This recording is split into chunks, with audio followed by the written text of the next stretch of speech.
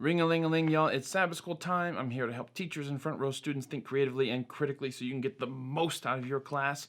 This quarter, we're studying Daniel, as you very well know, and today we're covering the lesson for February the 15th, 2020, From the Lion's Den to the Angel's Den. That doesn't exactly roll off the tongue, but let's go.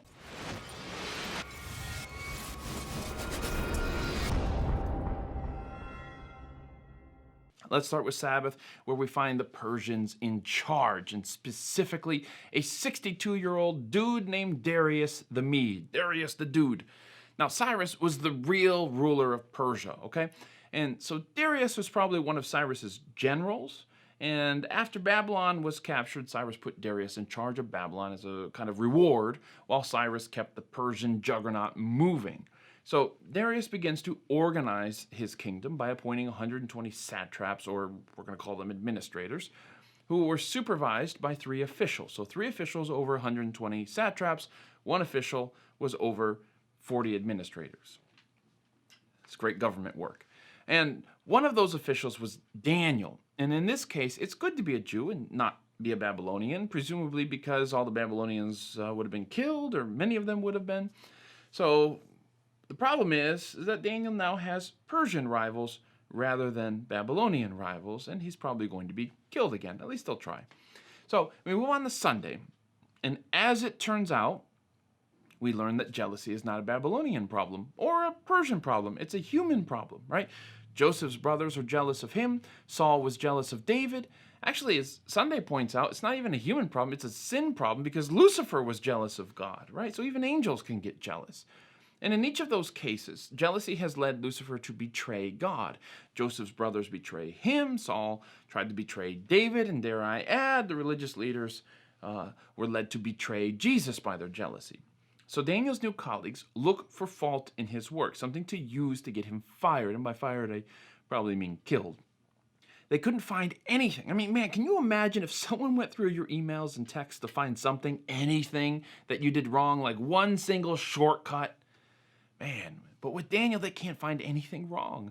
And we get a glimpse of the way jealousy poisons our thinking. It's like this dark cloud hanging over us that causes us to see everything in a negative light. It makes us suspicious and unkind. It makes our heart hard and cold. We become heresy hunters, nitpicking the littlest things as signs that someone is a devil. I'll stop there because I'm sure none of you guys can relate because we've never met anyone in our churches who exhibits these things.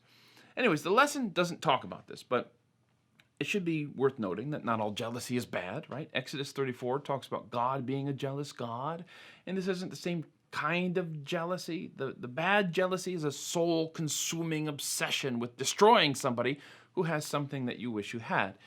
The jealousy we see in God is the jealousy of love, like wanting to be first in somebody's life without rivals, okay? So it's worth making that distinction. We move on to Monday. So the administrators realize that they cannot find a fault with Daniel's work, and so they try to find fault with his Jewishness. They go for the thing that makes him different than the rest of us. So our story is taking a dark turn once again. Daniel has spent 60 years, right, give or take, as a public servant with a long track record of integrity. But let's focus on his Jewishness so we can just, ignore that track record. This is a page out of the Nazi playbook, right? Or the Nazis took it out of this playbook. You get the idea. Because it's not Daniel's Jewishness that gets him in trouble with the law, right? They actually pass a law making it illegal to be a good Jew and pray. The Babylonians and Persians always see Daniel's Jewishness as a weakness, and yet it comes back time and again as his greatest strength and an asset to both the Persians and the Babylonians, even though they don't appreciate it.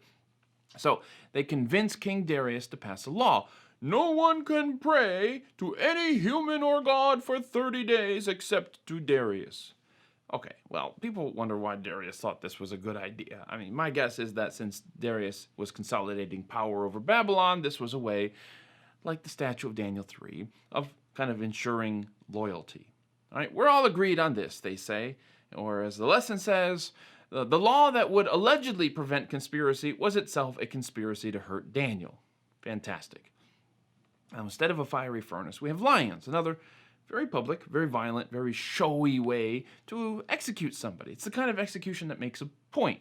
like Nebuchadnezzar, Darius seems to think that no one in their right mind would disobey this law. And how do you enforce it anyway, right? It just seems like a vanity law and nothing more. All right, how could somebody actually be hurt by my pride? A lot of people seem to be thinking that in Daniel. Anyways, we move on to Tuesday, and Daniel learns about the decree and then immediately goes to pray, with the window open towards Jerusalem as he has always done. Now, nowhere in the law of Moses are people commanded to pray 3 times a day or to pray towards Jerusalem. It just seems to have been a practice that got picked up along the way somewhere. So why not just take a break for a month, Daniel? Right? It's not like you're breaking God's law by taking a break from something he never commanded you to do. However, it's not the kneeling or the facing of Jerusalem or the praying 3 times a day that matters. It's the integrity found in Daniel's consistency that matters. God commands certain parts of our worship, right? Like reading his word. But then we create other aspects of our worship, right? The way we worship can change, but it's not going to change because of some Persian punks, okay? Now we move on to Wednesday. And as we've said before, this kind of law is really hard to enforce, which may be why Darius didn't think it was a big deal. It's really hard to enforce unless, of course, there's actually only one person in the whole world you care about convicting with this law. And then it's really easy to enforce because you just surround the dude's house and wait. Now, one of my translations keeps mentioning the word collusion to describe this Persian scheme. What a fun word right now.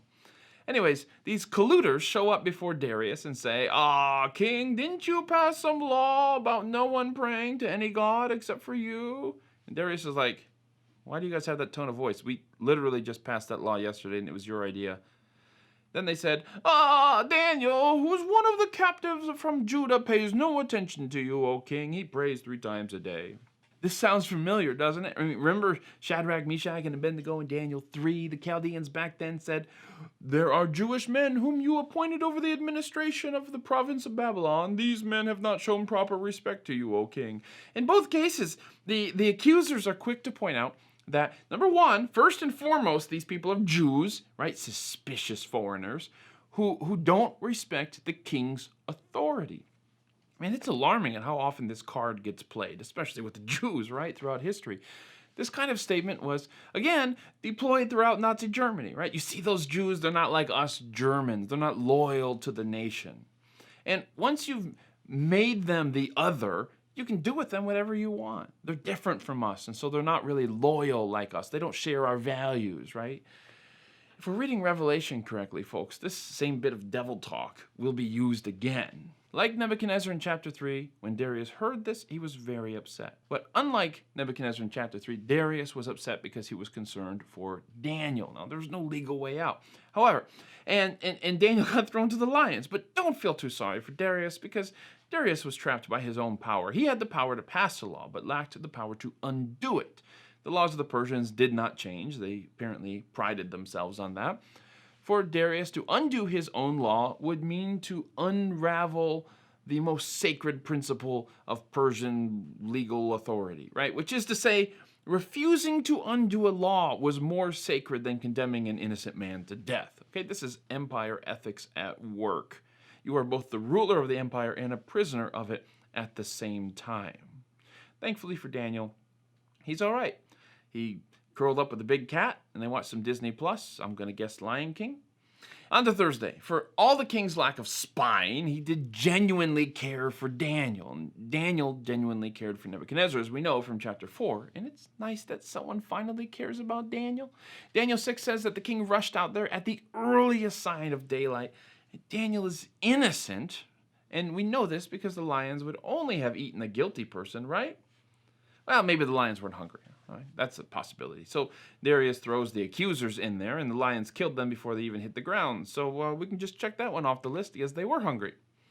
This story is a type of Christ story, except that Jesus did die and was raised to life. But in both cases, we see the final end of sin. Despite all the scheming and despite having the power of earthly empires, the accusers end up falling into their own trap. The word for accuser, by the way, is Satan. And that's where we're going to stop this week, so study up. Have a great class. See you next time.